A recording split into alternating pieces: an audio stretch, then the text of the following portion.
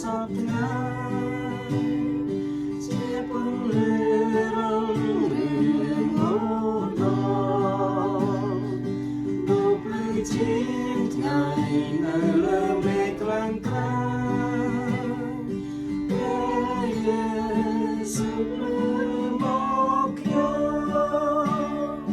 មានពន្លឺព្រឺក្រោយជាខ្ញុំព្រះយេស៊ូវទ្រង់យាងមកសង្គ្រោះប្រលឹងថ្ងៃខ្ញុំអរលំហើយដោយពន្លឺស្នេហ៍នៅក្នុងចិត្តមានបំពេញលើក្នុងចិត្តខ្ញុំសពថ្ងៃជាបទที่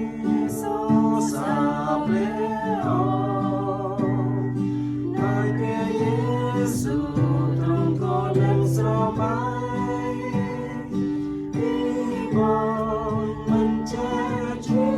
ផងមានពន្លឺភ្លឺក្រោយជាខ្ញុំហើយព្រះយេស៊ូវទ្រង់យាងមកសន្តានោះប្រលឹងនៃខ្ញុំអរលំហើយ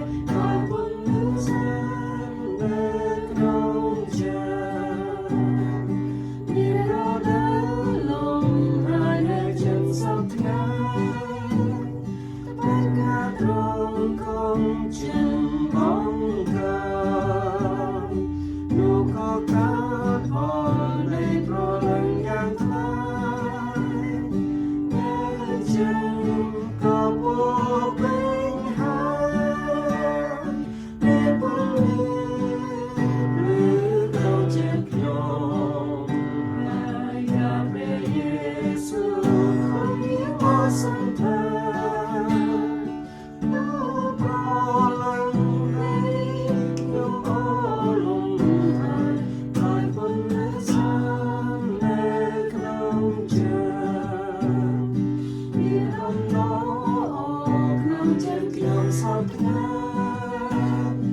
ក៏មានជំនឿជាខ្លាំងផងខ្ញុំអរគុណទ្រង់ព្រះបរិ